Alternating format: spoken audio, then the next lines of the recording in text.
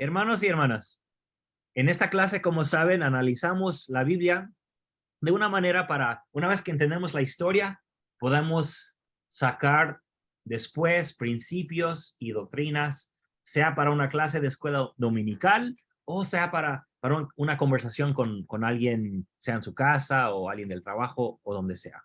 Ahora, quiero decir, como ya hemos dicho muchas veces, que sí tocamos temas algo diferentes aquí en esta clase, históricas, son unas cosas que tal vez para muchos no tienen sentido ni siquiera tocarlas, esas cosas, esos temas, pero yo creo que una vez que entendamos de qué mundo estamos hablando, el mundo de la Biblia hebrea del Antiguo Testamento, es más fácil ya después comprender de qué están hablando los profetas y las historias que narran ahí.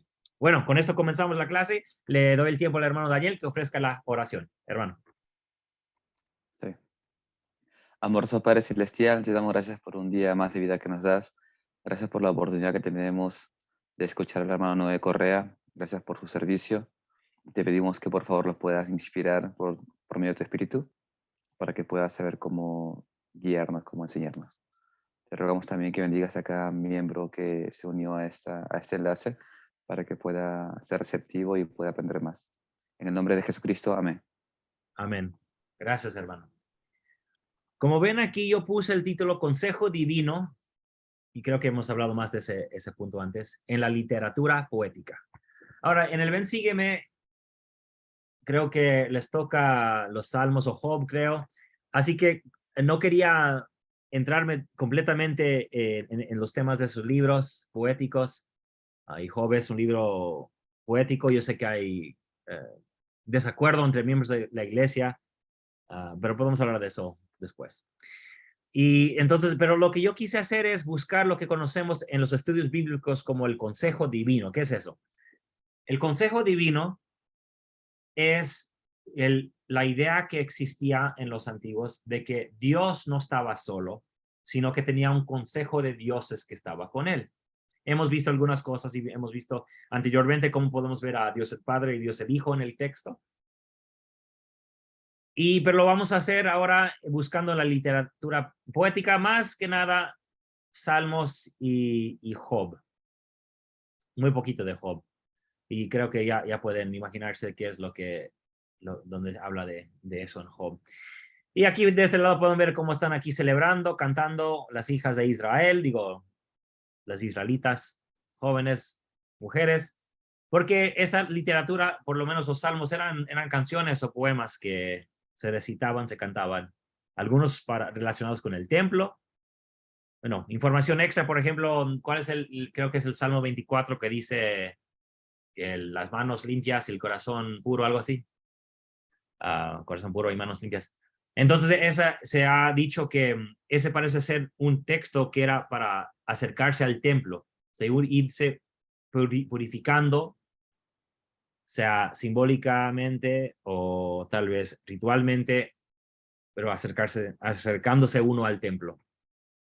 Así que esas canciones son parte de su rito, de su celebración, adoración en el pueblo israelita. Ok, muy bien. Como hemos visto antes, y eso es algo, ya que ya habían visto esto antes, una de las primeras clases, que existía una creencia por todo Canaán o el Levante, todo esto se llama o Canaán o el Levante, en inglés Levant, ahí lo pueden ver, donde había un Dios Padre que se llamaba Él y tenía 7 hijos, y hablamos de eso. Hablamos de cómo en el capítulo 10 de Génesis, que ahí pueden ver los 70 hijos, que son los nombres de todos los países. ¿Se acuerdan que hablamos de eso? Entonces, es simbólico el capítulo 10, diciendo que todos son miembros de la misma familia, pero representa ese concepto que vemos en escritos de Ugarit. Mira, aquí está Ugarit, muy aquí al norte, Jerusalén está aquí abajo. Hemos encontrado textos en Ugarit donde hablan de el Dios Padre, Él, y sus 70 hijos. También hemos visto y hemos explicado cómo este Dios tenía una esposa que era Atirat, o como en los textos bíblicos se llama Asera. Se ha llamado Elión, que es el más alto Dios, lo han traducido de esa manera en algunas ocasiones.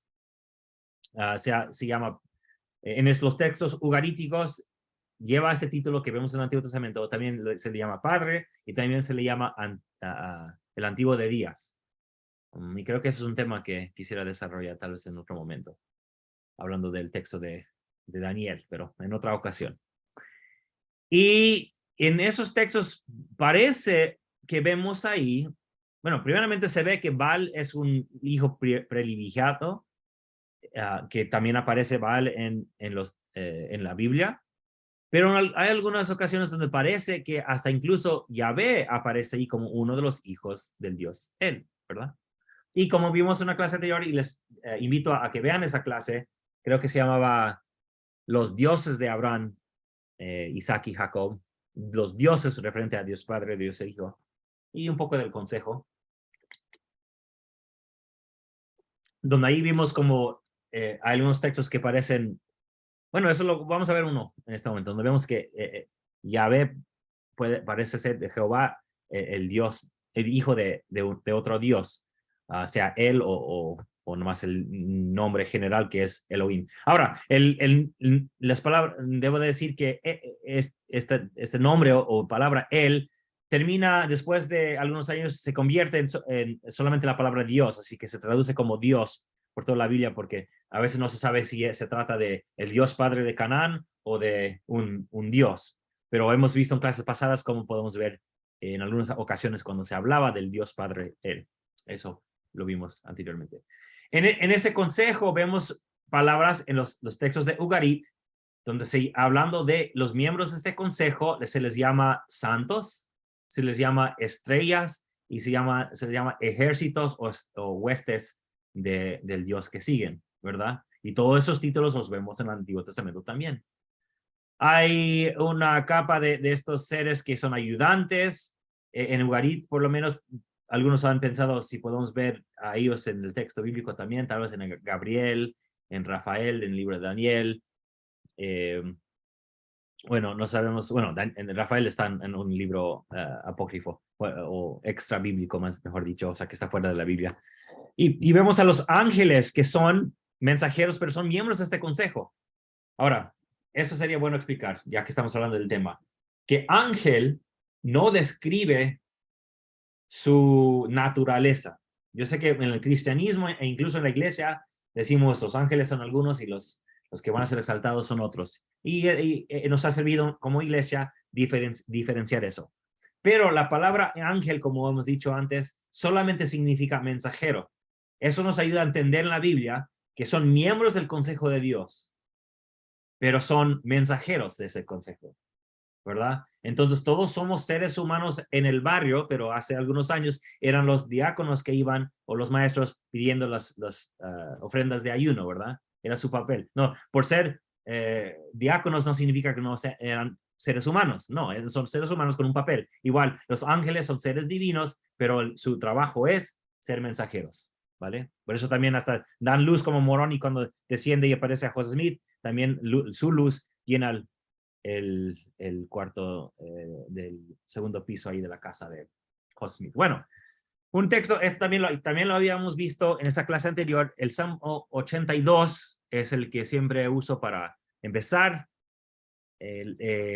a hablar de este tema, porque empieza diciendo, dice, Dios está en la reunión de los dioses, en medio de los dioses juzga, en versículo 6, yo dije, vosotros sois dioses, todos vosotros hijos del Altísimo. Y ya está la palabra Elión, que vimos anteriormente, es la misma palabra aquí. Así que se refiere a Dios el Padre, él de los cananitas. Bueno, eso es lo que es muy posible, o por lo menos el concepto de un padre, ¿verdad? Tal como hemos dicho de Acera, que Acera parece haber reunido algunos conceptos e ideas de una Dios madre. No estoy diciendo que es nuestra madre celestial, ¿ok? Estoy diciendo que usaron ese nombre para identificar a la madre divina en la cual creían ellos. Y a veces se equivocaron y hicieron cosas incorrectas con esa creencia. Pero podemos ver cómo estaba en su desarrollo esa creencia en una madre divina, usando el concepto de esa diosa Acera, ¿verdad? Eso digo porque muchas veces hay personas que dicen, bueno, pero si leemos en los textos de otros pueblos, Acera era mala, hacía esto y hacía aquello. Y sí, claro, es porque esa es Acera, o sea, esta es una diosa de creencias de no sé quién. pero los del el pueblo israelita aplicaban ese nombre, ya que no iban a inventar otro nombre, usaban ese nombre Asera para describir el concepto que tenían ellas o ellos en una madre Dios. Ok.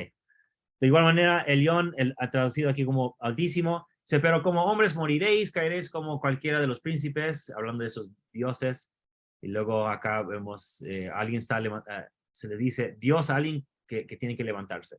Bueno, si seguimos y ya con más atención, ok, dice, en hebreo dice Elohim, que solamente significa Dios o dioses, ¿verdad?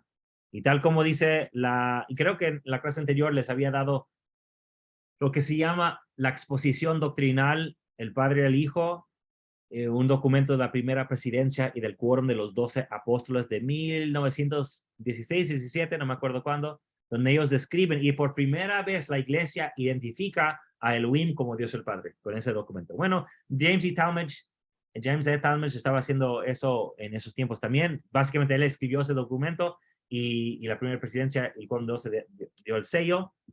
Pero bueno, tema aparte, pero para que sepan, yo siempre saco otros temas solamente para que las tengan en la mente, es que la iglesia anteriormente no había relacionado Elohim con Dios el Padre. De hecho, la primera vez que encontramos mención de que Jehová se relaciona con Jesucristo es un discurso de un apóstol 70 que ni siquiera es bien conocido, que lo menciona en un discurso que dice que Jehová es Elohim, Jehová es Jesucristo. Eso es la primera vez que vemos dicho por un profeta de la iglesia moderna donde se asocia Jehová con Jesucristo. Ahora, yo no estoy diciendo que no puedas ir a la Biblia y encontrar conexión o libro de Mormón o Doctrina y Convenios. Estoy diciendo que como enseñanza, como iglesia, como miembros de la iglesia, como líderes de la iglesia, la primera vez que se menciona no es hasta 1870 o 80, no me acuerdo exactamente, pero muy, muy después de la muerte de José Smith. Y luego con ese documento que acabo de mencionar, no relaciona el nombre Elohim con el Padre hasta 1916. Y después de esta fecha todavía vemos a profetas y apóstoles llamando a Jehová el Padre de Jesucristo. Así que no se hace más concreto hasta muchos años después. Ese es tema aparte, pero más o menos relacionado, pero lo quise decir. Así que aquí vemos a Elohim, que está en reunión de los dioses. Así que aquí vemos a un Dios con otros dioses. Ahí está claro. En medio de los dioses está juzgando con otros Elohim. Así que aquí podemos ver que el Elohim se traduce en lo singular porque el verbo es singular. Dios está. Así que no podemos decir dioses está. Tendría que ser dioses están, ¿verdad? Pero como el verbo en hebreo también es singular, es singular. Dios está. Pero aquí, como dice, en medio de Elohim, no puede estar en medio de uno, ¿verdad? Entonces aquí sabemos que es en medio de los dioses. Es la misma palabra, Elohim, Elohim. Aquí se traduce como dioses, aquí se traduce como Dios. Y así se maneja el hebreo. Algunos creen que originalmente significaba que se estaba hablando de dioses, tal como dice el libro de Abraham. Entonces, una vez que se hizo monoteísta el pueblo de la Biblia, entonces convirtieron el verbo para que solamente dijera que fuera singular. Y eso es lo que algunos creen. No estoy diciendo que así sea. Ok, entonces aquí vemos claramente que Dios está entre otros dioses y que les dice, vosotros sois dioses, ¿verdad? Y todos hijos del Altísimo, que aquí vemos relacionado con... Bueno. Regreso aquí. Aquí no había... Aquí dice la reunión de los dioses. De hecho, dice que es Baadat, es el reunión o consejo. Consejo y ahí está el nombre del Dios Padre él, en Canaán, ¿verdad? Entonces muchos creen que aquí todavía se mantenía la creencia de que el consejo del Dios Padre él es el que está en medio de los dioses. ¿Ok? Entonces, y ese nombre Elión, título, se relaciona en los textos de Ugarit con este Dios Padre. Aquí son hijos de este Dios Padre él, ¿verdad? Pero luego de repente, y esto confunde mucho, dice, pero como hombres moriréis y caeréis como cualquiera de los príncipes. Bueno, aquí estamos viendo que no se trata muchos dicen, se trata de jueces, que Dios está entre los jueces y les está llamando dioses. Pero si fueran jueces, o sea, personas aquí, cualquier persona entre nosotros, No sería castigo decir, vas a morir como hombre. No, pues si hombre ya eres, vas a morir. Entonces, muchos usan esto para mostrar que esos eran seres divinos que van a ser castigados en morir como hombres. Ahora, yo como miembro de la iglesia, ¿cómo les saco sentido? Bueno, estas personas estaban con Dios, ¿verdad? En los cielos, pero ahora están enviados a la tierra, nacen entre nosotros y ahora van a morir y sufrir como todos nosotros. Así les saco sentido yo como miembro de la iglesia, ¿verdad? Ustedes le pueden sacar sentido de otra manera. Y luego vemos aquí que habiendo visto a este Dios entre los dioses, termina diciendo el Salmo, levántate, oh Dios, y es la palabra Elohim, y juzga la tierra, porque tú heredarás todas las naciones. Y algunos han visto que tiene que haber alguna diferencia aquí, porque Dios aquí ya está juzgando entre la gente. Entonces, si se le está diciendo a un Dios, y hay muchos dioses, pero está diciendo a uno de los dioses que se levante, significa que no puede ser este Dios que está aquí. Algunos han dicho, porque este Dios ya está gobernando, ¿verdad? Él es el encargado. Entonces, se le está diciendo a otro Dios que se levante, que tome heredad de las naciones. Entonces, han dicho, algunos no miembros han dicho, mira, aquí podemos ver donde Jehová se menciona aquí, aunque no por nombre, y seguramente es un texto antiguo cuando Jehová todavía era hijo del Dios Padre él. Y tiene sentido para mí, porque también vemos heredar este verbo en otro texto como en Deuteronomio 32, versículos 8 y 9, que explico en otra clase anteriormente que hicimos. Ok, mucho sobre eso. Pero analizo este texto para ya tenerlos en la mente que ahí que vemos que había un consejo en el cielo, había muchos seres divinos, que no solamente un Dios estaba ahí. Así que vamos a un texto que Salmo 29, y pongo usted aquí Yahvé o Baal, porque este salmo ha creado mucha duda, mucha pregunta, y es sumamente interesante analizarlo. Nadie ha llegado a una conclusión concreta, pero sí hay opiniones muy fuertes en ambos lados, de que si se trata originalmente de Yahvé o incluso de Baal, y de eso vamos a analizar. Dice, Baal es un dios de tormentas, ¿verdad? Entonces, en la literatura ugarítica, que está más acá al norte, no se ve aquí en el mapa, Baal cabalgan las nubes y gobiernan la lluvia. Y si se acuerdan, en 1 Reyes 18, Elías reta a los profetas de Baal para ver quién iba a hacer descender fuego. Bueno, nosotros, ya viviendo en el año presente, nos imaginamos fuego del cielo y no sé, bolas de fuego cayendo como no sé qué, ¿verdad? Pero para ellos no se imaginaban esas cosas, no habían visto la nueva película de ciencia ficción, no. Para ellos, fuego del cielo era rayos, relámpagos, ¿ok? Esos son fuegos del cielo, ¿ok? No que bolas de fuego hayan estado descendiendo del cielo, no. Los rayos, los relámpagos era fuego del cielo para ellos. Entonces, ¿quién está haciendo? Si lo vemos de esa manera, los profetas de Baal y Elías están diciendo, ¿quién es el verdadero Dios de las tormentas? ¿Quién va a causar que haya relámpagos, que haya rayos del cielo? Y pues puse aquí que Jezebel y eran profetas de ella, más o menos. Ahí ella era la esposa de Acaz, ¿verdad? Creo. Y ella había venido de Sidón, o sea que ella había cerca del Ugarit, que está más al norte. Cuando ella llega empieza a ver más profetas de Baal ahí, así que puede ser que ella trajo sus dioses de arriba, de más al norte, a Israel. Así que vamos a ver ese texto. Ok, entonces dije eso nomás para mostrar que, bueno, y también sabemos que Jehová siempre se relaciona con las tormentas, que si se acuerdan cuando está aquí en Sinaí, el pueblo está ahí, puse aquí abajo, que hay tormentas, dice en Éxodo que había, bueno, mejor ya me brinqué de temas, pero igual cuando está ahí, bien que hay rayos, hay truenos y todo cuando están Sinaí, así que otra vez está relacionado Jehová con tormentas, igual que Baal. Entonces viendo este Salmo, el 29, dice, voz de Jehová sobre aguas, sobre las aguas. Truena el Dios de gloria, Jehová sobre las muchas aguas. Bueno, en hebreo la palabra para voz, kol, es tanto voz como trueno. Es la misma palabra. Entonces, si lo traducimos no como voz, sino como trueno, se trueno de Jehová sobre las aguas. Truena el Dios, de aquí no está el nombre, él, de gloria, Jehová sobre las muchas aguas. Trueno de Jehová con poder, trueno de Jehová con majestuosidad. Así que este relato, ¿se trata de la voz de Jehová o se trata de las tormentas que causa Jehová, como esa idea original de que era un Dios de tormentas? Algunos han dicho, y seguimos leyendo aquí, voz o trueno de Jehová. De hecho, aquí es otra palabra que se puede traducir como, no es la misma palabra que está aquí arriba.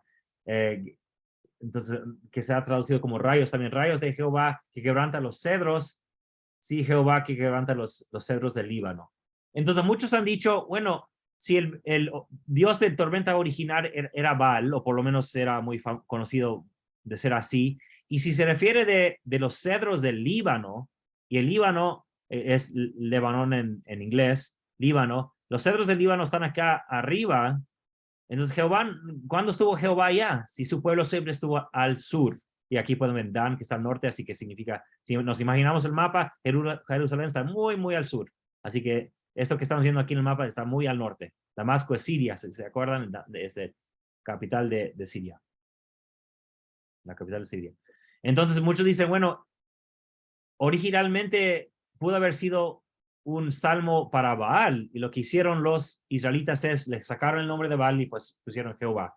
Ahora, eso es lo que digo, que hay dos extremos muy, bueno, esos son los extremos. Algunos dicen que creen que originalmente era para Baal y otros que dicen que era para Jehová. Yo no sé, pero sí veo mucha conexión con el lenguaje de tormenta, y luego hablando de los cedros del Líbano, que eran terreno de Baal, no terreno de Jehová. Dice, voz de Jehová que hace temblar el desierto, hace temblar Jehová el desierto de Cades, y eso también está en Cades, que está, hay dos Cades, uno al sur y uno al norte, y este Cades está más aquí arriba.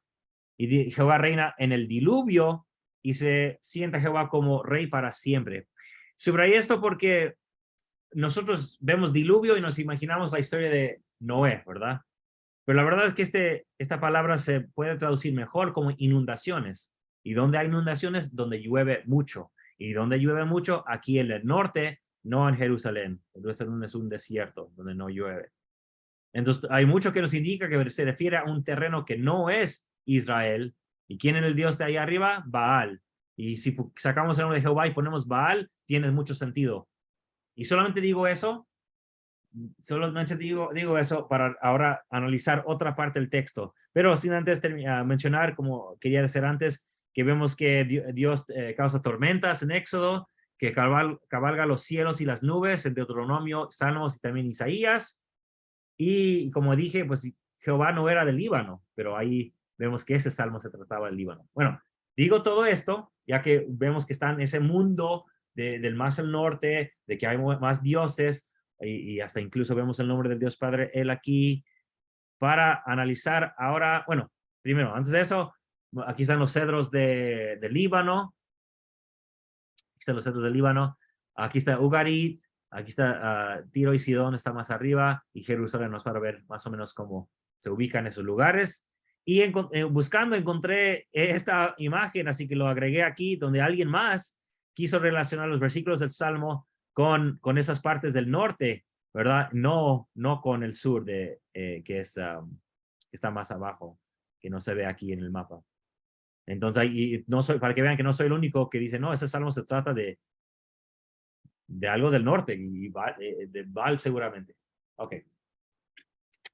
Con esto seguimos, porque ahora quiero analizar el versículo 1, que dice, donde menciona a unos hijos de los fuertes. Dice el versículo 1 de Salmos 29. Dad a Jehová, oh hijos de los fuertes, dad a Jehová la gloria y el poder.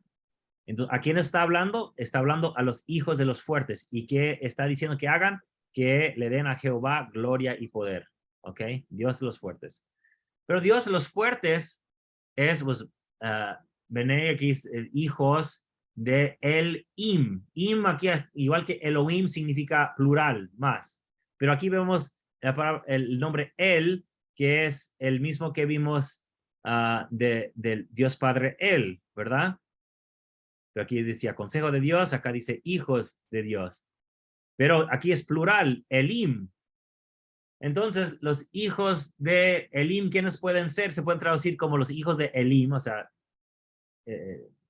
transliterando. Transliterar significa, en lugar de traducir, escribir el sonido, ¿verdad? Y Elim es como se suena, entonces podemos traducirlo como los hijos de Elim, podemos traducirlo como los hijos de los dioses, ya que Elim significa Dios, él significa Dios, Elim, dioses, o El y Elim también significa algo exaltado, por ejemplo, y lo siento por no haberlo puesto aquí, en Elohim, hay un pasaje, un salmo donde habla de las montañas de Elohim. Entonces, algunas Biblias lo traducen como las montañas de Dios y otras dicen que son las montañas exaltadas o levantadas, muy altas.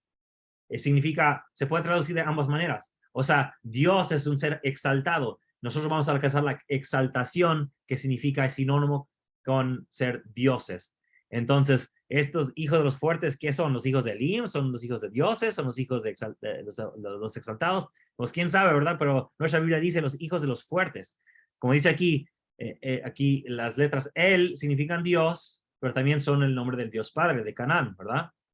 Im es la parte final que al final de un sustantivo se convierte en la palabra plural, así que son los dioses del Im, o será posible, ya que en su mundo de acá del norte, bueno, acá del norte también, y también de Ugarit, él era el padre, con Asera o Atirat eran una pareja. ¿Será posible? Y eso es idea de Noé Correa, pero no estoy convencido, ¿verdad? No estoy diciendo que es mi idea.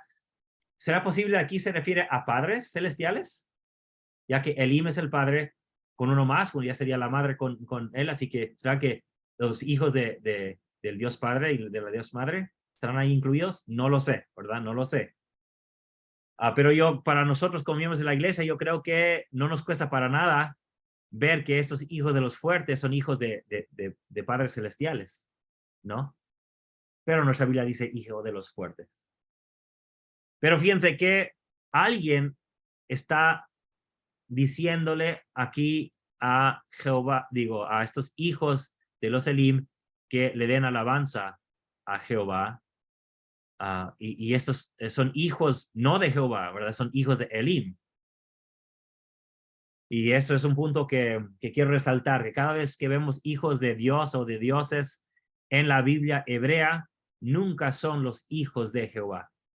Los israelitas, según Deuteronomio 14, son hijos de Jehová porque son sus discípulos, y los reyes de Judá son llamados hijos de Jehová porque pues, son los que lo siguen, son sus hijos, viéndolo así, entre comillas. Pero cuando se habla de los que están en los cielos, esos hijos, sí, pues miembros del consejo divino, jamás se les llama hijos de Jehová. ¿Ok? Y eso favorece nuestra creencia. Así que vamos al Salmo 89 ahora. Y este es un pasaje que me encanta porque hace años yo, bueno, cuando vivía en California, yo hablaba con muchas personas, siempre, pastores y testigos de Jehová tocaban mi puerta y yo hablaba con todos, ¿verdad? Y era la bendición de vivir lejos de Utah.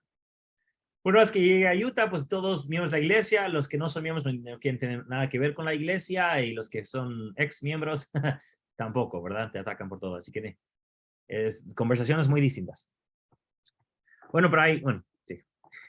Pero llegando a Utah me hice miembro de muchos grupos en Facebook, unos decían evangélicos y mormones, otro mormones y católicos, y cristianos bíblicos y los mormones. Entonces me metí a todo eso y a esos grupos y pues ahí peleaban y siguen peleando en esos grupos. En una ocasión, un anti-mormón, bueno, así llamado porque así les llamamos antes, ¿verdad? Muy famoso por Matt Bowman se llama, lo pueden buscar, tiene su propia página. Me encontré con él porque reaccionó a una publicación que hice, donde yo analicé este texto de una manera que no le gustó. Así que les voy a compartir lo que hice. Aquí estamos en Salmos, Salmo 89. Dice aquí, celebrarán los cielos tus maravillas. Bueno, si aquí vemos que se está personificando a los cielos, o sea, porque cielos no celebran, cielos nomás están ahí, significa que aquí se refiere a algún personaje que está representado por los cielos. Así que aquí vemos el consejo divino y aquí les voy a comprobar que así es. Celebrarán los cielos tus maravillas, oh Jehová, también tu fidelidad en la congregación de los santos. Como dije antes, en Ugarit vemos que los miembros del consejo divino se les llamaba santos. Vemos que también en la Biblia hebrea vemos que los santos son los que están ahí en el cielo, ¿verdad? Y pues nosotros también somos santos de los últimos días, ¿verdad? Pero eso ya lo veremos después. Entonces, los cielos representan la congregación de los santos. La que ahora aquí es Kedoshim. Porque dice, ¿quién de los cielos, o sea, de esta congregación, se comparará con Jehová? ¿Quién de los hijos de los poderosos? Y como ven, está la misma palabra. Aquí, Benei, que se dice, entre Elim, entre estos mismos hijos de Elim. Entonces, esos santos que están en los cielos son hijos de Elim, de los Elim, y se están comparando ellos con Jehová y no se comparan con él porque nadie es semejante a Jehová, ¿verdad? Dice, Dios es temible en la congregación de los santos y formidable sobre todo cuantos están a su alrededor. ¿Y quiénes están a su alrededor? Pues los santos que están en los cielos, los hijos de los padres celestiales. Oh Jehová, hijo de los ejércitos, ¿quién como tú? ¿Quiénes son los miembros de los ejércitos? Una vez, no solamente para enfatizar, son los santos, los hijos de los Elim, los hijos de los poderosos. Pero yo, siguiendo con la lectura, yo veo aquí, porque Jehová es nuestro Dios, nuestro Rey es santo, es el santo de Israel. Jehová es el santo de Israel, ¿verdad? Eso lo hemos escuchado, está en el libro de Mormón, está en el libro de Isaías. Pero como ven, la palabra para santo es Kedosh. Los santos son los Kedoshim. Ya sabemos que im significa plural. Entonces, yo dije en mi publicación que aquí se les llama a los santos un nombre, que es los Kedoshim. Y que a Jehová se le llama por el mismo título, Kedosh. Entonces, tal como Jehová es un santo, el santo de Israel, es un santo entre los demás santos que vemos aquí en la congregación. Que en el idioma no hay nada que diferencia. Claro, teológicamente, doctrinalmente, en nadie se compara a Jehová de los santos. Pero ontológicamente, que significa su ser, su existencia, su naturaleza, no hay nada en el idioma que distingue entre estos santos y el santo de Jehová. En otras palabras, son parte de la misma familia, Jehová y estos santos. Y Matt Bowman se llama, se enojó, molestó. No, ¿cómo que puedes decir tú que Jehová es igual que ellos? Dice, no dije que es igual en cuanto a poder. Aquí claramente no lo es, no lo son. Aquí claramente Jehová es más poderoso que ellos. Pero él es un santo y hay una congregación de santos y pertenecen a la misma naturaleza. Y otra vez se molestó, no, que nadie puede tener la misma naturaleza que él. Mira, aquí mismo dice que nadie es semejante. Sí, pero nadie es semejante en su poder y gloria. Pero todos son iguales, miembros de la misma familia, de la misma naturaleza ahí. Y pues se molestó, pero no pudo mostrarme con el texto de que ser santo de Israel lo hace voy a decir la palabra otra vez ontológicamente, por naturaleza, diferente, distinto a estos santos. No me pudo comprobar que aquí hay una distinción entre Kedosh para Jehová y Kedoshim para ellos. No me puedo mostrar que hay una diferencia. Es el mismo título aplicado para los santos como para el santo de Israel. Y eso más lo comparto con ustedes más para mostrar que hay lugar en el texto para ver que somos miembros de la misma familia. Que hay más seres divinos que son miembros de la familia divina. No sé si tiene sentido esa explicación. No sé. ¿Tiene sentido lo que acabo de decir, hermanos? Bueno, no sé, porque nadie está diciendo si sí o no. Claro, claro, yo creo que sí tiene sentido, hermano, porque somos su familia, pues, ¿no? Sí, o sea, estos santos hijos de Elim, que están en los cielos, que son parte del ejército, son santos, y Jehová también es santo. Es el mismo nombre. Claro, O sea, que es un título que llevan todos. Sí, así el es. texto no hace distinción en cuanto a naturaleza. De poder, sí. Ok, vamos a uno más. No sé cuántos más, no sé cuántos más tengo. Aquí, Salmo 45. Pero vamos a ver cómo en hebreo se analiza esto. Pero primero el Salmo. Y queremos mostrar que se refiere al rey davídico.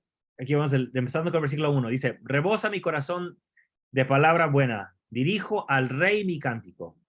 Mi lengua es pluma de escribiente muy ligero. Eres el más hermoso de los hijos de los hombres. ¿Por qué? Porque se refiere al rey que está ahí ante ellos. Claro, lo podemos aplicar a Jesucristo cuando hubo en la tierra, qué bueno, pero históricamente se trató del rey que tenían ahí. ¿Ok? La gracia se ha derramado en tus labios, por tanto Dios te ha bendecido para siempre, ¿verdad? Y sabemos reyes que han recibido bendiciones así, como Salomón lo vimos, Rey David también recibió promesas de bendiciones para siempre, Josías también y otros más, ¿verdad? Tu trono, ¿verdad? Hablando de este rey, oh Dios, es eterno y para siempre. Aquí muchos dicen, bueno, ¿cómo que? Aquí no puede ser, ¿cómo les puedes llamar Dios al rey? Bueno, es porque, bueno, ya sabemos que podemos aplicarlo a Jesucristo, que sí es hijo de Dios y es un Dios, pero para entender el mundo antiguo tenemos que separarnos de toda la teología que hemos heredado como cristianos. Porque en el mundo cristiano, Dios significa algo que contiene ciertos atributos. Para los cristianos hoy día, Dios significa todopoderoso, omnisciente y todo lo demás, ¿verdad? Eso es lo que significa Dios para el cristiano hoy día. Pero en la antigüedad ya que vimos que Elohim solamente significa exaltado, alguien exaltado. Entonces vemos que hay exaltado en qué sentido. Tal vez de una manera buena y tal vez de una manera exaltado separado de los seres humanos, ¿verdad? Entonces, por eso en el capítulo 7 de Éxodo vemos que se le llama Elohim, Dios a Moisés. Se le llama aquí Dios al rey David, no porque sea Dios todopoderoso, omnisciente, omnipresente y todo lo demás, no, es porque reúne las cualidades que para el mundo antiguo ya era más de un ser humano, ¿verdad? Era algo más poderoso, no estaba ya en un trono en los cielos, no, pero reunía esos atributos de un ser humano que podía llamarlo Elohim o Dios, ¿ok? Entonces, ojalá haya explicado eso bien, que no impongamos solamente de hoy de qué significa Dios al texto cuando no es siempre así, ¿verdad? Dice, entonces, tu trono, oh Dios, hablándole al rey David, que es eterno para siempre. Y sabemos que eso se le dijo a David también, ¿verdad? Cetro de justicia es el cetro de tu reino. Has amado la justicia, has aborrecido la maldad, por tanto, te ha ungido Dios, el Dios tuyo. Fíjense en esta aclaración. Te ha ungido Dios, el Dios tuyo, y así lo dice exactamente, ¿verdad? Aquí está el Dios y luego Dios tuyo, hace ese énfasis. Con óleo de alegría más que a tus compañeros. Otra vez mostrando que se refiere al rey ser humano que está aquí. Claro, se aplica a Jesucristo también, pero aquí vemos que se refiere al ser humano que está ahí sobre el trono en Judá, en Jerusalén. ¿Ok? Ok. Pero lo que quiero mostrar aquí es qué hicieron los cristianos, el autor del libro de Hebreos, que, ojo, lo más seguro es que no fue Pablo, ¿verdad? Yo sé que sigue habiendo manuales y sigue habiendo hermanos que dicen, bueno, si José Smith creyó en la sección 128 que fue Pablo, entonces yo también voy a creer que es Pablo. No, si lo creyó José Smith, eso no cambia si fue o no él, ¿verdad? A Pablo. Bueno, entonces, Hebreos, ok, vamos a ver lo que hizo él. Vamos a comenzar el capítulo nomás para ver de qué está hablando en este capítulo, tan poderoso el capítulo 1 de Hebreos. Dice aquí, Dios, habiendo hablado muchas veces y de muchas maneras Creo que alguien tiene su micrófono prendido. Lo voy a apagar. Ok. Dios, habiendo hablado muchas veces y de muchas maneras en otro tiempo a los padres por medio de los profetas, en estos postreros días nos ha hablado por el Hijo, quien constituyó heredero de todo. ¿Quién fue el que está constituyendo? Bueno, yo sé que es difícil. No a quién, sino quién es el que hace la obra de constituir. Es Dios. Dios está constituyendo. ¿A quién? Al Hijo está constituyendo como heredero de todo. Por quien asimismo hizo el universo. ¿Quién? Dios hace el universo a través del Hijo.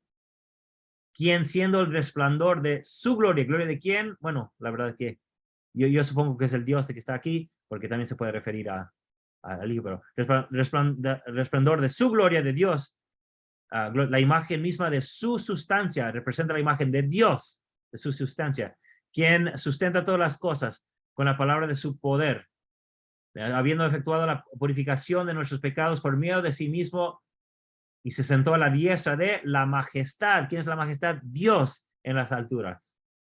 Hecho tanto superior a los ángeles, los miembros del consejo, ¿verdad? ¿Cuánto alcanzó? Bueno, hecho tanto superior a los ángeles cuanto alcanzó por herencia más excelencia, nombre que ellos. Su nombre es más poderoso que los ángeles, ¿verdad? Ok, se refiere, aquí vemos otra vez, Dios el Padre, Dios el Hijo, que es exaltado, que representa al Padre, y también hay otros seres que son ángeles aquí en este capítulo.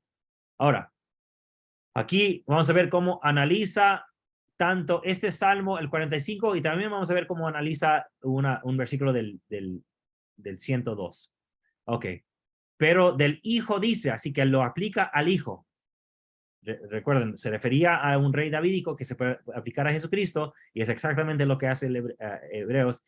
Pero del Hijo dice, tu trono, oh Dios. Ok, entonces el autor de Hebreos está diciendo, sí, el Hijo es un Dios. Tomando este salmo dice, sí, y representa al Padre, tiene el poder del Padre, es un Dios.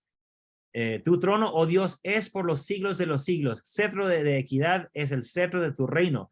Has amado la justicia y aborrecido la maldad, por lo cual te ungió Dios, el Dios tuyo, con óleo de alegría más que a tus compañeros. Entonces, cuando los cristianos dicen, ¿cómo puede Dios tener su propio Dios? Yo digo, lean bien la Biblia, porque aquí el Dios Hijo Jesucristo fue ungido por su propio Dios. ¿Se dan cuenta? Aquí el Dios Hijo tiene un Dios, que es el Dios el Padre. Hermano James. Sí, bajo la misma óptica, ¿cómo leería el primer capítulo? No te oigo, James. Sí, bajo la misma óptica, ¿cómo leerías o cómo se vería el primer capítulo de Juan? Oh, bueno, lo vamos a ver al final de la clase, pero te tendré que abrir otra página para analizarlo, para que vean bien lo que está ahí. Es fascinante lo que está ahí, lo veremos después. Sí. Buenísima pregunta. Ok, entonces aquí Dios tiene su propio Dios, que es Dios el Hijo y Dios el Padre, pero algo fascinante hace aquí, en mi opinión. Así lo analizo yo. En el versículo 10 dice, aquí, usando el lenguaje del Salmo 102, dice, tú, oh Señor, en el principio fundaste la tierra, los cielos son obra de tus manos. Aquí está el Salmo 102, 25. Tú fundaste la tierra en tiempos antiguos y los cielos son obra de tus manos. ¿Cuál es la diferencia? Que el autor de Hebreos metió aquí, oh Señor. Y aquí no lo dice, aquí solamente dice, tú fundaste la tierra. Él puso, tú, Señor, fundaste la tierra. ¿Se dan cuenta? El autor de Hebreos agregó Señor ahí. Aquí está en el griego. Kai su kurie. Kai es y su es tú, y kurie es kurios, que es Señor. Entonces, pero yo argumento, yo Noé Correa, que lo que hizo el autor de Hebreos es que sacó el nombre Jehová del versículo 12. Y aquí les voy a mostrar mi argumentación. Aquí abajo dice, mas tú, oh Jehová, permanecerás para siempre y tu memoria de generación en generación. Yo digo que el autor de Hebreos, tal como nosotros, identificó a Dios el Hijo como Jehová, que fue ungido por su propio Dios. Tomando aquí, decide tú, Jehová, Beatá, y luego el nombre de Yahvé, y lo inserta ahí. Y lo puedo hacer porque aunque Hebreos está en griego, ¿verdad? Kai su kurie, si vamos a la versión griega de Salmos 12, que tenían en sus manos los autores del Nuevo Testamento, vemos las mismas palabras, su kurie, y luego va con lo demás del versículo, lo cual ya está traducido aquí. Entonces yo argumento que él saca la identificación del Señor, que es Jehová, y lo inserta aquí para mostraros claramente que el Hijo es Jehová y que fue ungido por su propio Dios. Y así analiza el autor de Hebreos estos dos salmos. ¿Cómo ven? Y yo no conozco a ningún otro cristiano que dice que Dios fue ungido por su propio Dios y que el primer Dios menor es Jehová, que fue ungido por Dios el Padre. Creo que somos la única iglesia cristiana que dice exactamente lo que está diciendo el autor de Hebreos. Muy bien. Seguimos y... ¿saben qué? No terminé de desarrollar este punto, así que... Bueno, lo voy a decir rápidamente, pero no le voy a hacer ningún cambio. Hace unos años, porque muchos hermanos, viendo el Salmo 110, y repito que no terminé de hecho lo iba a sacar de la presentación. Donde dice, Jehová dijo a mi Señor, siéntate a mi diestra hasta que ponga a tus enemigos por estrado de tus pies. Dice, bueno, pero si decimos que este es Jesucristo, entonces ¿cómo puede ser Jehová a Jesucristo si Jehová es el mismo Jesucristo? ¿Verdad? Hubo algo que escribió no me acuerdo quién fue, en la revista Ensign, no se tradujo la Liaona, donde él dice, hay 4 lugares donde el Padre en el Antiguo Testamento es llamado Jehová, y usa este texto, dice, bueno, aquí es Dios el Padre, pero se le ha llamado Jehová. Yo no estoy 100% con ese hermano que puso eso en la revista. Les explico por qué. Porque Pedro lo analiza de otra manera. Aquí hablando de Jesucristo, dice, así que exaltado, ¿quién? Jesucristo, a la diestra de Dios. Yo creo que Pedro tiene que ver qué voy a hacer con este pasaje.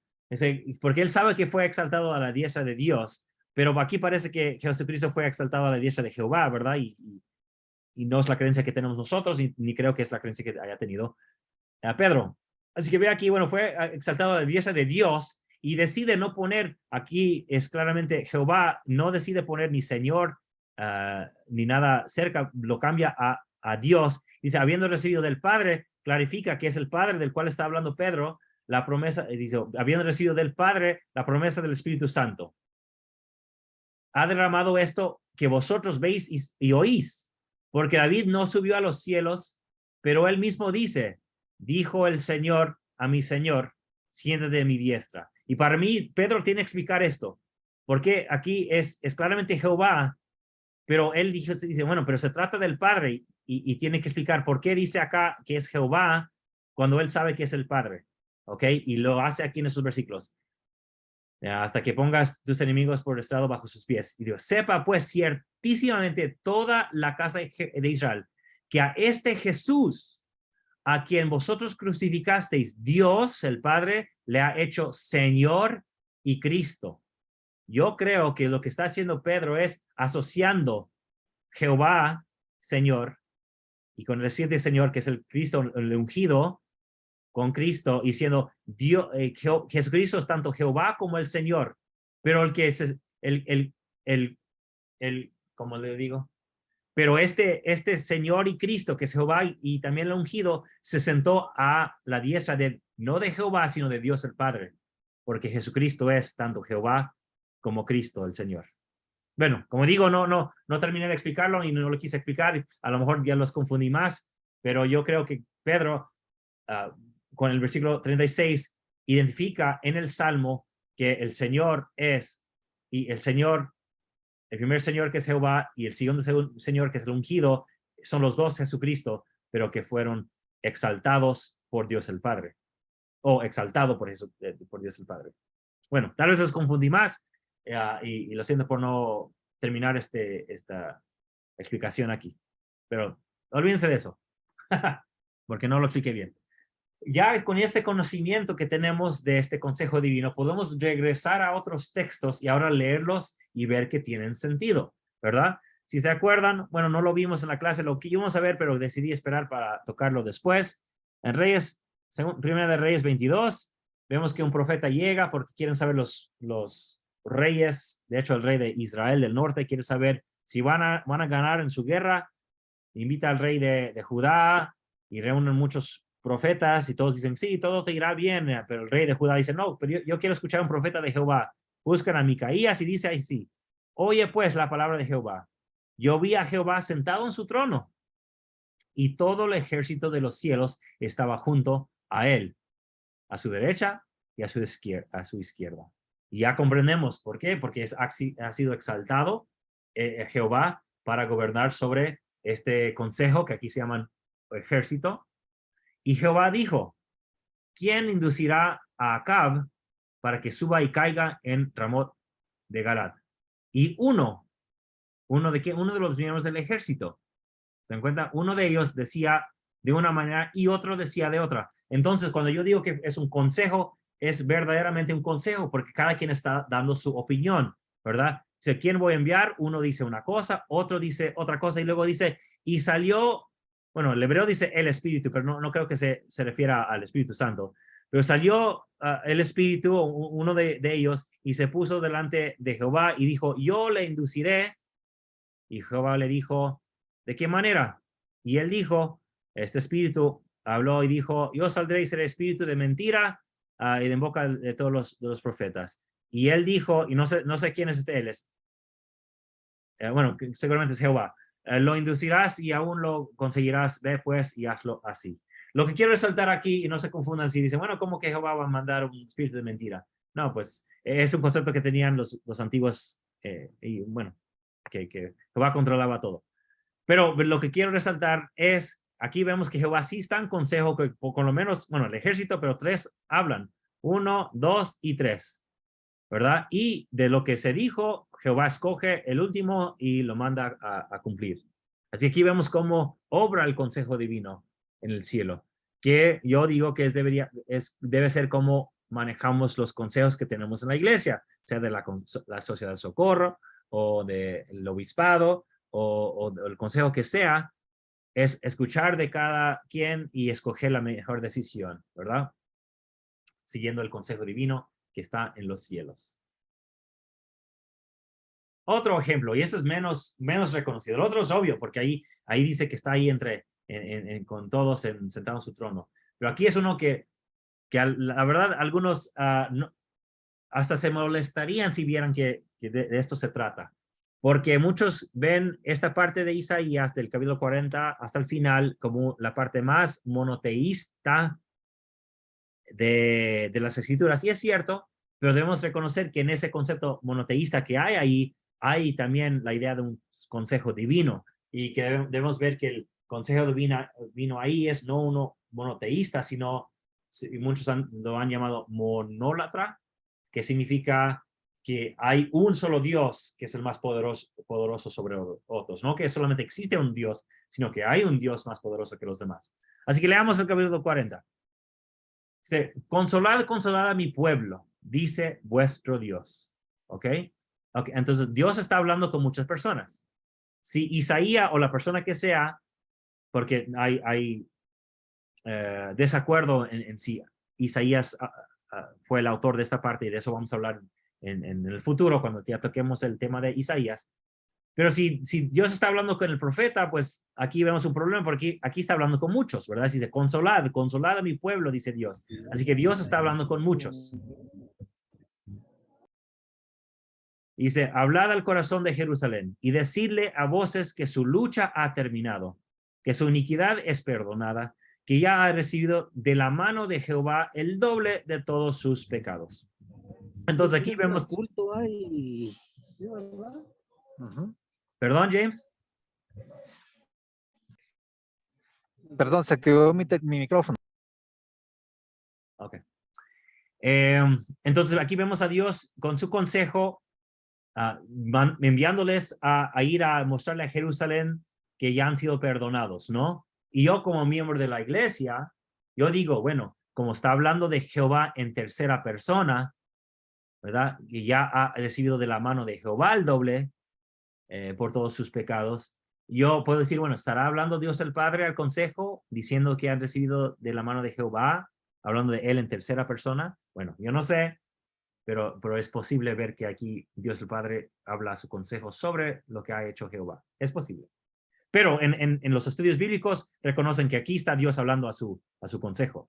Y si lo vemos de esa manera, la parte que siempre se relaciona con Juan el Bautista, ya lo podemos ver de otra manera, o con más luz. Voz que clama en el desierto, preparad el camino de Jehová, enderezad calzada en el hierro para nuestro Dios. ¿Quién lo está haciendo? Un miembro del consejo. ¿Se dan cuenta? Dios invita al consejo a darles las buenas nuevas y uno obedece y va y dice exactamente lo que tiene que decir. Claro, lo aplicamos a Juan el Bautista en el futuro. Y dice, no, Juan el Bautista fue y declaró esto. Qué bueno. Yo creo que como miembro de la iglesia lo puedo ver de dos maneras distintas. Puedo decir, este es un pasaje sobre el consejo divino que podemos aplicar a Juan el Bautista y su misión para preparar el camino para Jehová. O puedo decir, bueno, seguramente Juan el Bautista en el cielo estaba en este consejo, escuchó cuando Dios le dijo, hay que predicar este mensaje. Entonces Juan el Bautista nace por Elizabeth, se crece, llega a los 30 años más o menos y empieza a predicar y se pone a predicar este mensaje. Así que lo puedo ver de ambas maneras. ¿Se dan cuenta?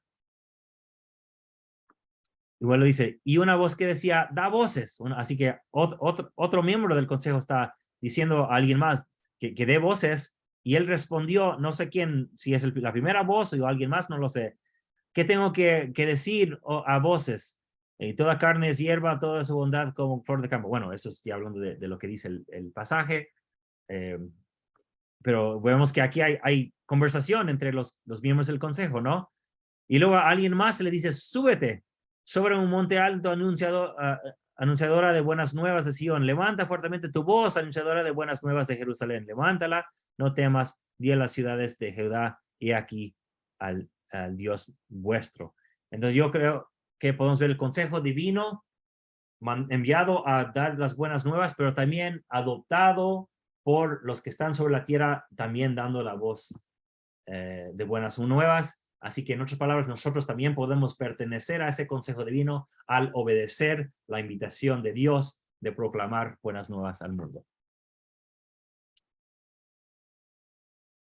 ¿Comentarios? Y hay más, pero no tuve tiempo de buscarlos. Así que vamos a Job. Y ya del Job no requiere mucha explicación porque ya lo hemos visto. Básicamente dice más o menos lo mismo, así que solamente vamos a verlo de un lado en Job capítulo 1. Siempre hemos leído en el libro de Job, y aconteció que un día vinieron los hijos de Dios, es decir, no dicen los hijos de Jehová, a presentarse delante de Jehová, entre los cuales vino también Satanás. Y dijo Jehová a Satanás, y ya sabemos la conversación que dice, ¿de dónde vienes? Y respondió Satanás a Jehová, de rodear la tierra y de andar por ella. Y Jehová dijo a Satanás, ¿no has considerado a mi siervo Job, que no hay otro como él en la tierra, hombre perfecto y recto, temeroso de Dios, o sea, de alguien más, de Dios es temeroso, no dice de mí, apartado del mal? Y respondió Satanás a Jehová, ¿acaso teme Job? No dice, no, ¿acaso teme Job a ti? No dice eso. Dice, ¿acaso teme a Dios? O sea, ¿a alguien más de balde? Y lo que quiero resaltar aquí es, claramente está hablando de un Dios que no está ahí presente. ¿Se dan cuenta? Los hijos de un Dios, y Job, se está cuestionando la fe, confianza de Job en un Dios que no está ahí presente. Porque Satanás no dice, no te teme a ti. Aquí Jehová no dice, es temeroso de mí. No, está hablando de un Dios aparte. ¿Se dan cuenta? Y que este Dios aparte es el padre de estos hijos.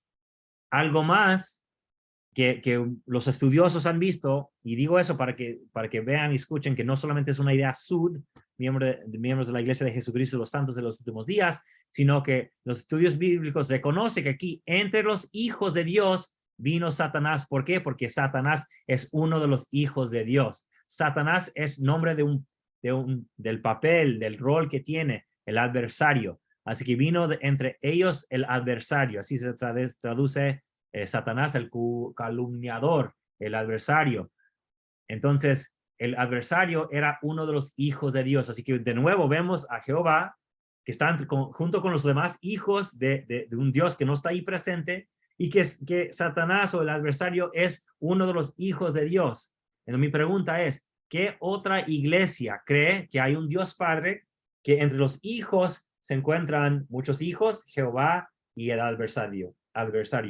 ¿Qué otra iglesia cristiana tiene esa creencia? Ninguna.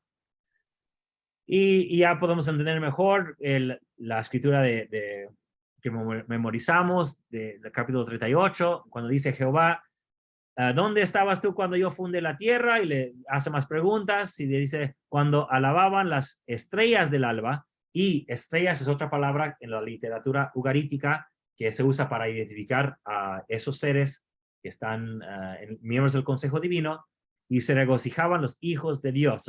O sea que las estrellas son los hijos de Dios. O sea, son sinónimos. Y ya sabemos de qué se trata, de esos hijos de Dios. No son hijos de Jehová, son hijos de Dios. No estoy diciendo que Jehová no sea Dios, solo estoy diciendo que aquí claramente está distinguiendo entre Jehová y el padre de estos hijos que están ahí. No sé si habían visto o analizado este pasaje de Job de esta manera antes.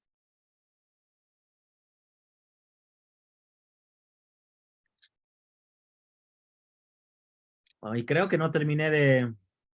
A ver si tengo algo más aquí. No, con eso ya termino. Sí. Ok, hermanos.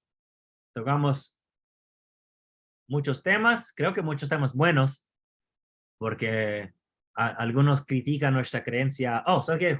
James quería ver el capítulo 1 de Juan. Así que denme unos segundos para... Uy, veo que se puso raro ahí en la página. Déjenme abrir lo que quiero mostrarles. A ver, para esto tengo que entrar a mi cuenta. De nuevo, también creo, y es necesario también mostrarles lo que está en griego.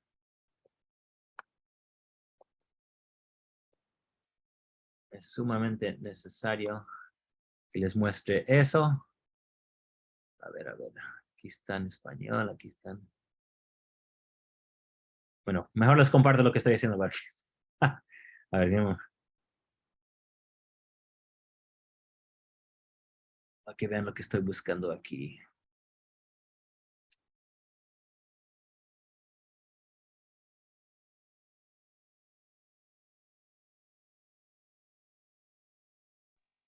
Hermano, no hay una pregunta. Sí, dígame.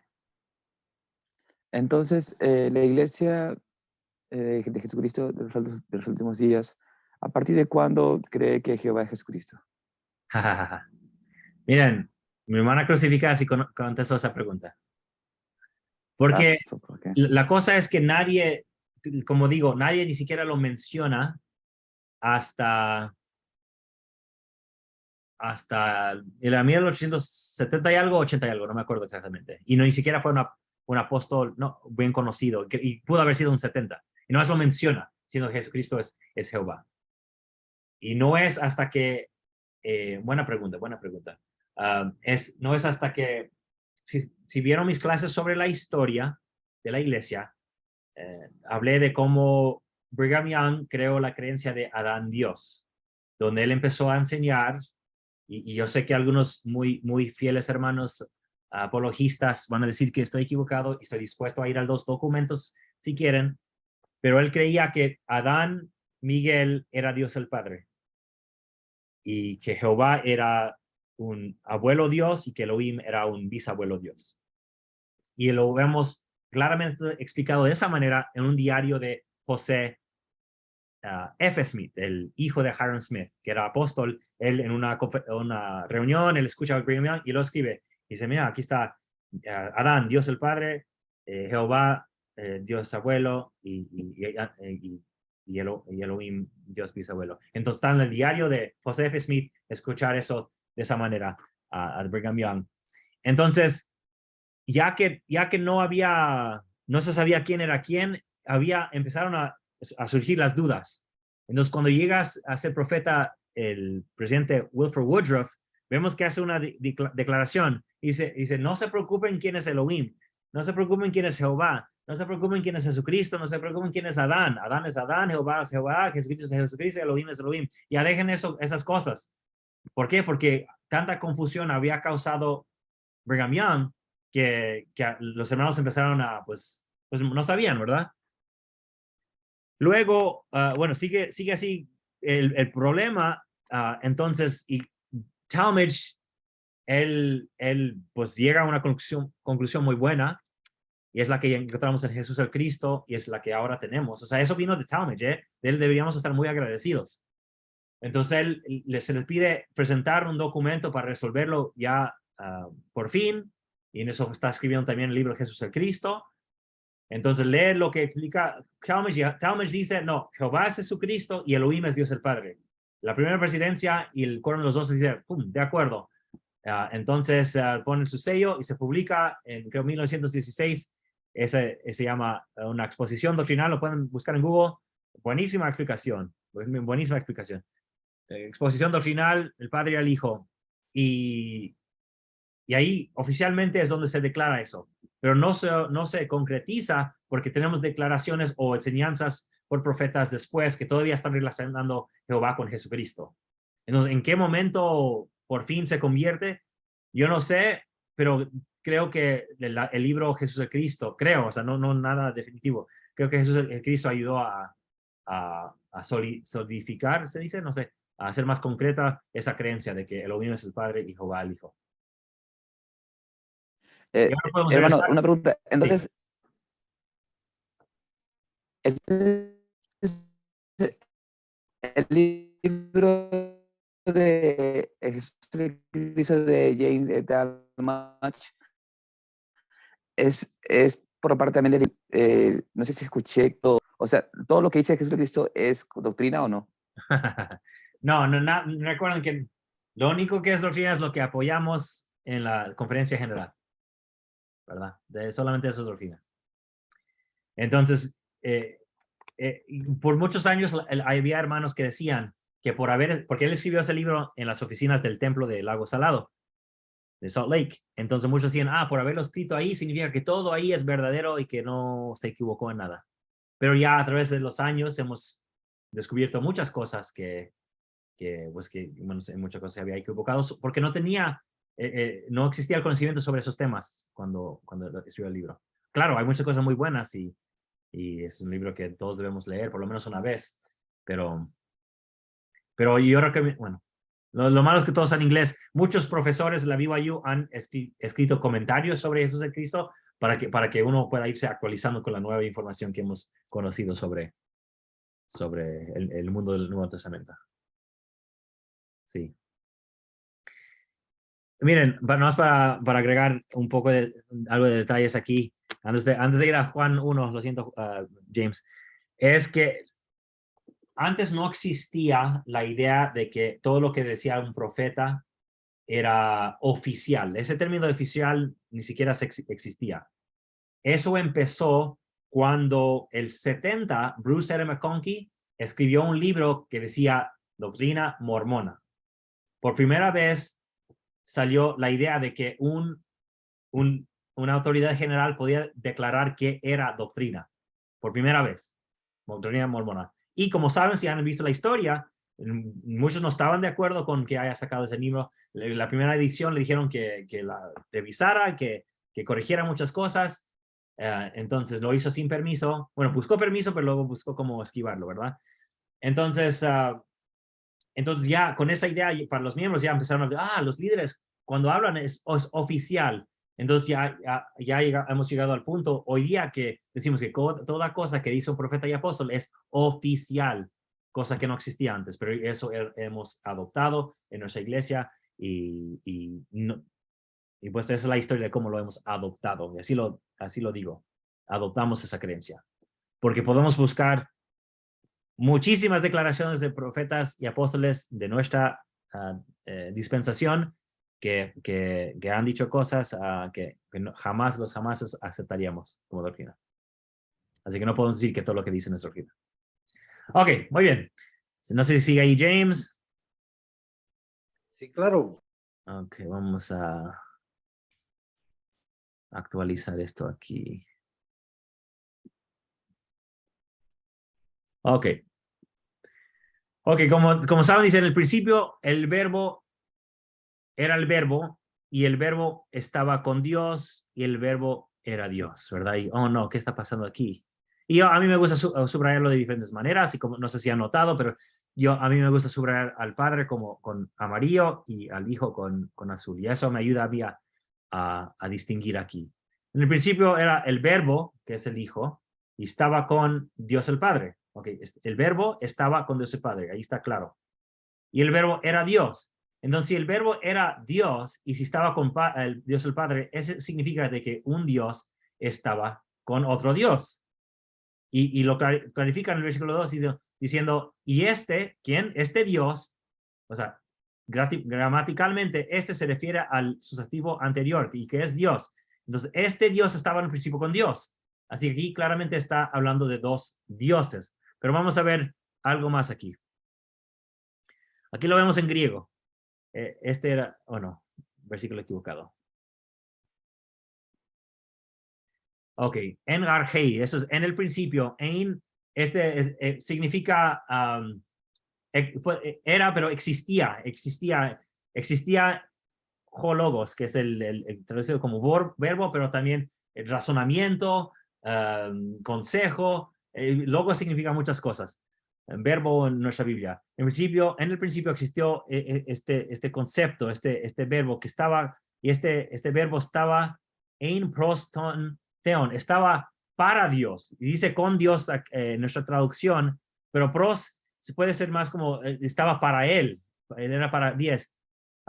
Pero algo de la gramática es igual que en español, si yo digo, el hermano me visitó. Si yo digo eso en una conversación, se supone que ya saben quién es ese hermano, ¿verdad? Si yo digo, puede ser que estuviéramos hablando de James y digo, sí, el hermano me visitó y todo el mundo sabe que fue James el que me visitó, porque ya estábamos hablando de él. Pero si yo digo, un hermano me visitó, nadie sabe quién fue, ¿verdad? Si uso el artículo que es él, si digo, el hermano me visitó, ya se supone que todos sabemos de qué hermano estamos hablando. Y que es el artículo indefinido, significa que puede ser cualquiera, ¿verdad? Y es lo mismo en griego. Aquí vemos al Dios, estaba con proston, es el artículo, theon es Dios, estaba con el Dios, ¿ok? Estaba con el Dios, ton, theon. Kai significa y Theos y Dios era el verbo, o sea que el verbo era Dios. Pero lo que vemos aquí en griego, repito, aquí ese es el artículo que significa él. Cuando un sustantivo no tiene artículo, es automáticamente el artículo indefinido. Así que por eso los testigos de Jehová traducen esto para decir en el principio estaba o era el verbo y el verbo era Dios y digo el verbo estaba con Dios y el verbo el verbo era un Dios. ¿Han visto la Biblia de los testigos de Jehová donde dice un Dios? Lo traducen como un Dios porque no tiene el artículo definido. Aquí dice ton teon, el Dios. Aquí solamente dice teos, que es un Dios porque no tiene el artículo. Entonces, tiene sentido en los testigos de Jehová, el verbo estaba con Dios y el verbo era un Dios, claramente distinguiendo entre los dioses, entre los dos, perdón. Pero ahí no termina James. Sigues ahí, James, ¿verdad? Sí, así es. No va a ser que te esté dando explicación y que ni siquiera estás ahí. Ok. Y luego, ok, y Y el versículo 2. Autus ein argen, y en el principio prostonteon, otra vez tiene el artículo. ¿Por qué? Porque refiere al el Dios, aquel con el que estaba, ¿verdad? Entonces, ¿quién es este Dios? Este es el que se llamó un Dios. Un Dios es el que estaba con el Dios. ¿Ok? Pero ahí no termina, James. Aquí es aquí está ¿cómo se dice? Aquí está lo bueno, pues. Aquí. Ok, y yo sé que José Smith cambió este versículo, pero no se preocupen de lo que hizo José Smith. Veamos lo que dice primero el texto. Dice, bueno, ¿qué hice yo quiero ver qué puse yo a ver, ¿qué puse yo? A ver, ¿qué puse yo mis notas? Ok, puse aquí, a Dios nadie lo ha visto jamás. El unigénito Hijo que está en el seno del Padre, Él le ha dado a conocer. Yo escribí Theos, aquí dice en griego que el Dios unigénito da a conocer al Dios el Padre. Ok, ¿por qué no está diciendo ahí? Y cuando lo puse el 30 de enero de 2019. ¿Por qué estoy diciendo que aquí dice Theos? Y es a ver, no me dice dónde lo marqué. Oh, sí. Así que aquí donde marqué con gris, que es aquí hijo, yo estoy diciendo que dice Theos, que significa Dios. Ahora les voy a comprobar qué es lo que quiero decir con eso.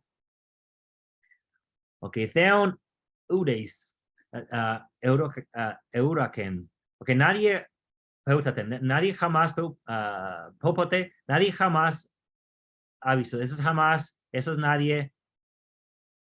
No, eso es nadie, eso es jamás, y este ha visto a Dios. ¿Ok? Monongeis es unigénito. Espérate. Ya sé el problema. Vamos a cambiar esto aquí. Lo voy a tener que cambiar en inglés porque, a ver, ¿qué está acá abajo?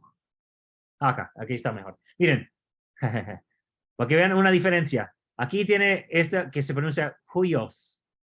Y aquí tiene uno que se llama teos. Voy a explicar lo que pasó.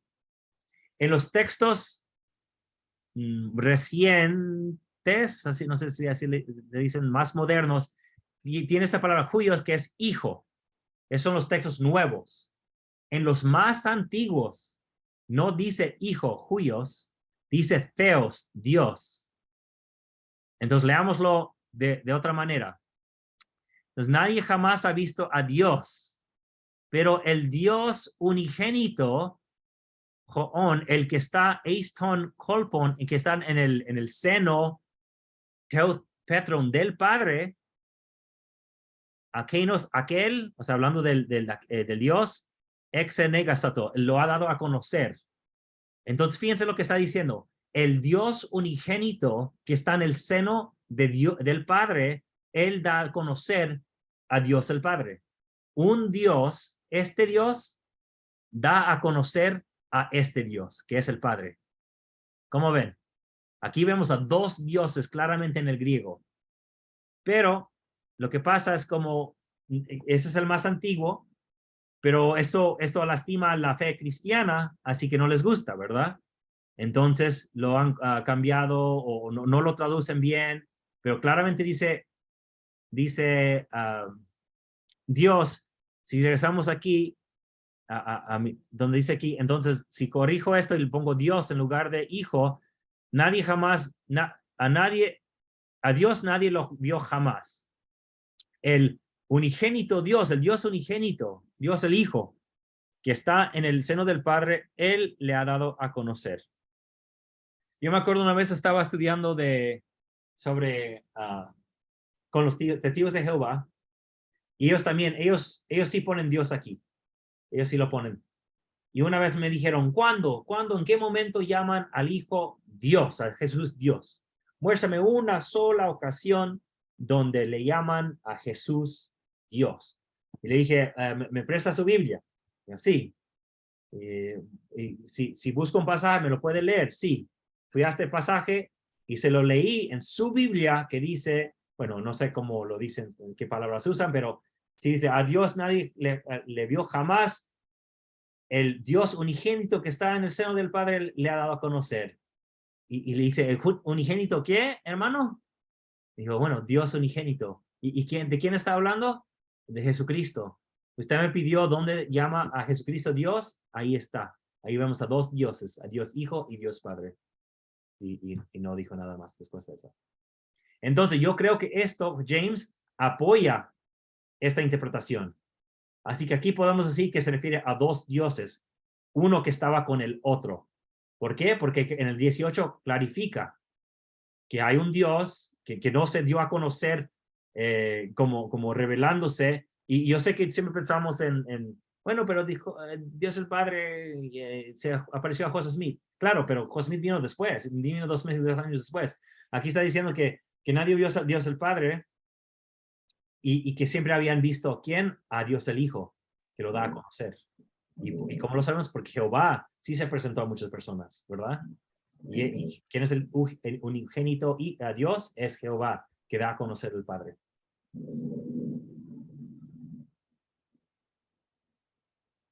No sé si eso te ayudó, James. Hermano Noé. Sí. Muy interesante.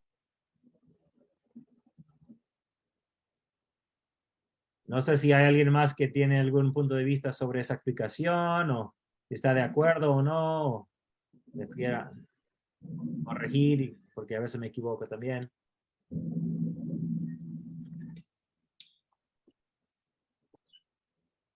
Muy bien. Entonces, con esto regresamos a los salmos. A ver.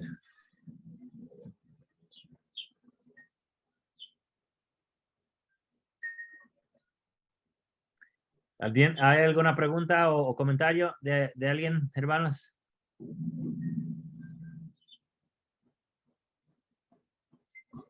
¿Qué les pareció ese análisis del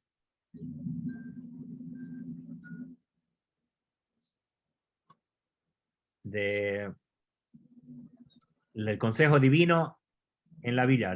Recuerden, el consejo divino es lo que llamamos a la presencia de más de un Dios, Dios el Padre estando a la cabeza y con Jehová ahí como alguien ahí como Hermano Noé, sí. perdone, ¿cuándo es que se tiene el primer registro, no sé, en otra civilización, tal vez entre los acadios o entre otros, de este consejo de dioses? O creo que siempre ha existido. O sea, que todos creían en un consejo de dioses. Sí. Por eso todo el mundo tienen un Dios Padre, como Zeus y ¿cómo se llama? La esposa de Zeus. Y sí, cada Dios tenía familia. Entonces nosotros somos los raros, ¿eh? Por eso dicen, bueno, los cristianos se burlaban de los cristianos, decían, son ateos, decían, porque solamente decían que había un Dios y todos decían, no, pero sí hay muchos. Los criticaban mucho a los cristianos. Pero yo creo que ¿Y cómo se le llama? Cristianos, ¿cómo? ¿Cómo se le llama creer en muchos dioses, pero solo adorar a uno? Se llama de dos maneras, la monolatría o enoteísmo. Y significa uno, no, enoteísmo significa pues que es solo un Dios al que adoras. Hay más, pero solamente adoras a uno. Y monolatría significa lo mismo.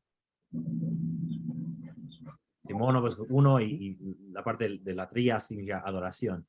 Así que solamente adoras a uno.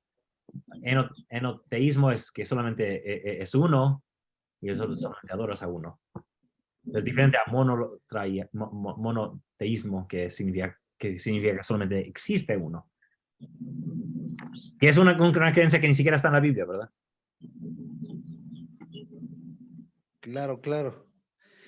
Y este faraón, Akenatón, tal vez esa es una pregunta para Federico.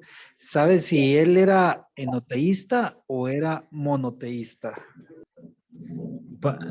Sí, es difícil ver. Yo creo que, sí, yo no sé, yo no soy experto en eso, pero creo que sí dirigió su atención a su Dios, pero que había otros todavía. Sí. Lo difícil ahí fue que pidió que solamente su templo recibiera todo el oro, así que todos los demás sacerdotes se quedaron sin chamba, sin trabajo. Ok, gracias.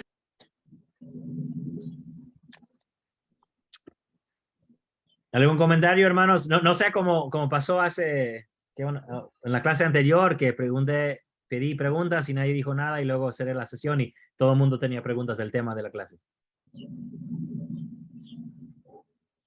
Muy bien, está bien. Ok, gracias por acompañarnos y ese es un tema muy, muy importante para mí porque es algo que nos distingue de muchos cristianos, de todos los cristianos. Nosotros creemos que, como dijo José Smith, creemos en una pluralidad de dioses y muchos nos han criticado diciendo que somos politeístas, o sea, que creemos y adoramos a muchos dioses, lo cual no es verdad. Nosotros adoramos a un Dios por medio del Espíritu, en el nombre de Cristo, adoramos al Padre. Pero no significa que no podamos ser divinos nosotros al ser exaltados por el Padre. Es mi testimonio de que Dios el Padre nos invita a ser miembros de su consejo divino a través de la gracia y poder de Cristo. Con eso les dejo con mi testimonio. En el nombre de Jesucristo. Amén. Amén.